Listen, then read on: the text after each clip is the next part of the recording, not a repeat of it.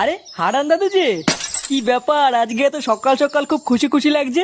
আর বলো না পল্টু, গ্রামে না একটা নতুন হোমো এসছে। আমাকে একটু আগে রাস্তায় ডেকে বললো 10 টাকা দাও হ্যান্ডেল মেরে দেবো। সেই যে কি মজা গো পল্টু, আর কি বলবো। সকাল সকাল মনটা পুরো ভালো হয়ে গেল।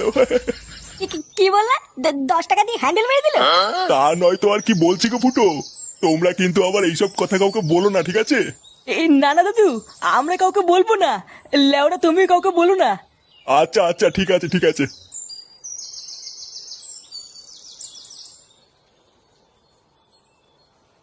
বাড়া কি বলে গেল? গ্রামে একটা নতুন হোমো এসছে, 10 টাকা দিয়ে হ্যান্ডেল মেরে দিল? পল্টুদা, এটা ফুটো শালার কাজ না তো?